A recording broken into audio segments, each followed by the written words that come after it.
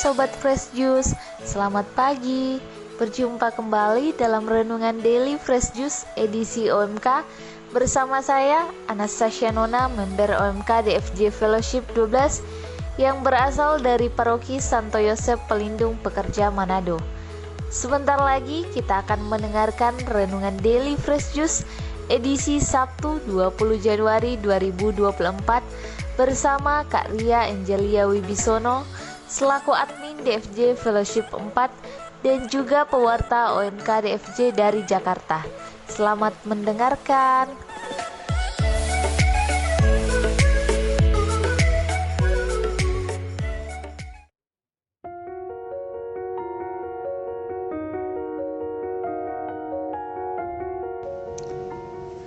Selamat pagi sahabat Fresh Juice yang dikasihi Tuhan. Mari kita tenangkan hati kita dan kita dengarkan Injil hari ini. Inilah Injil suci menurut Markus. Sekali peristiwa, Yesus bersama murid-muridnya masuk ke sebuah rumah. Maka datanglah orang banyak berkerumun pula, sehingga makan pun mereka tidak dapat. Waktu kaum keluarganya mendengar hal itu, mereka datang hendak mengambil dia, sebab kata mereka, ia tidak waras lagi. Demikianlah sabda Tuhan.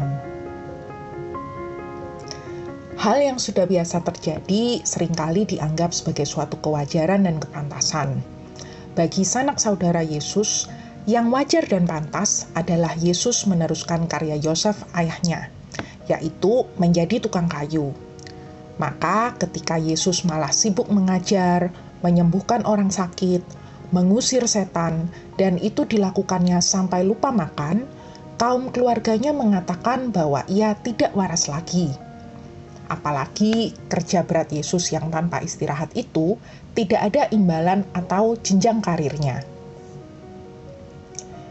Di balik perkataan ia tidak waras lagi itu, mungkin juga ada kekhawatiran kaum keluarga Yesus atas kesehatan dan masa depannya.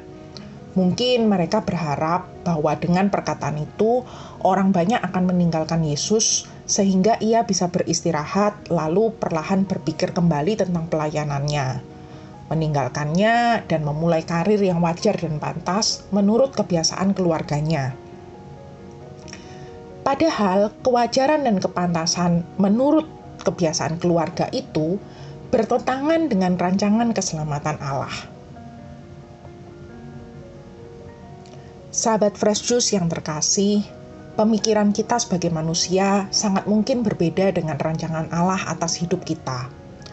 Pemikiran kita tentu tak lepas dari pengalaman hidup kita.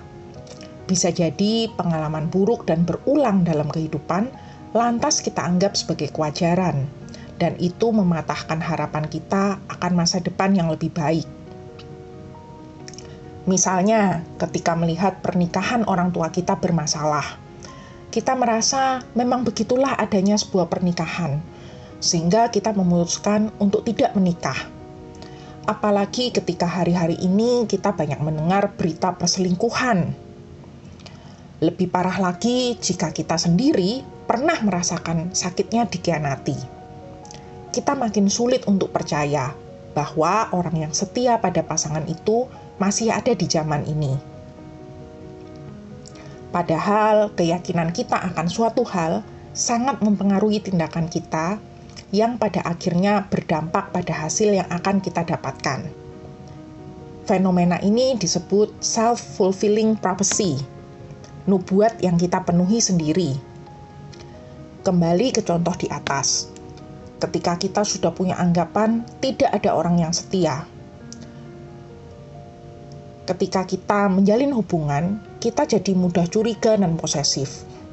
Atau sebaliknya, kita bersikap acuh tak acuh karena merasa apapun usaha kita pada akhirnya pasti kita akan dikhianati. Ketika pasangan sudah lelah dan benar-benar meninggalkan kita makin yakin bahwa kita memang lebih baik sendiri. Sahabat Fresh Juice, mumpung masih di momentum awal tahun, yuk kita refleksi diri. Apakah ada hal buruk yang sudah kita anggap sebagai kewajaran di hidup kita? Apakah kita sudah begitu lama nyaman dengan keterpurukan kita dan enggan bangkit kembali karena takut tersakiti? Apakah kita sudah enggan berharap karena tak siap akan kekecewaan? Ada sebuah kisah yang ingin saya bagikan sebagai penguat bagi kita semua. Ada seorang ibu yang mendapati dirinya tertular HIV dari almarhum suaminya. Ketika dia mulai merasakan gejala-gejala, ibu ini putus asa dan menolak pengobatan. Merasa semua itu percuma dan tak lama lagi ia akan dipanggil Tuhan. Dalam keterpurukan itu, ia dikunjungi konselor yang mengingatkan akan harapan ibu ini untuk mendampingi anak-anaknya hingga dewasa. Harapan itulah yang membuat ia mau berobat dan belajar bagaimana hidup sebagai orang dengan HIV. Bahkan sekarang ia aktif melakukan edukasi terkait HIV. Dalam Yeremia 29 ayat 11, ada satu pesan Tuhan yang sangat indah bagi kita. Sebab aku ini mengetahui rancangan-rancangan apa yang ada padaku mengenai kamu. Demikianlah firman Tuhan, yaitu rancangan damai sejahtera dan bukan rancangan kecelakaan, untuk memberikan kepadamu hari depan yang penuh harapan. Saya berharap ayat ini bisa memberi kita harapan baru yang mempengaruhi pemikiran, tindakan, dan akhirnya membuahkan hasil yang baik atas hidup kita kelak. Pengharapan pada Tuhan tidak akan pernah mengecewakan kita.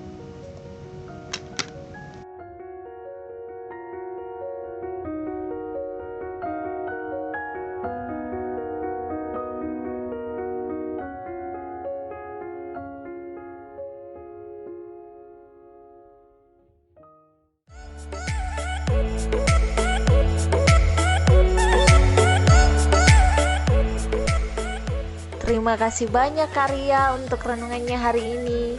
Renungan kali ini mengajak kita untuk selalu berpengharapan pada Tuhan saja, karena pemikiran kita sebagai manusia sangat mungkin berbeda dengan rancangan Allah atas hidup kita. Terima kasih Sobat Fresh Juice. Sampai jumpa di edisi Renungan OMK DFJ berikutnya. Salam Fresh Juice.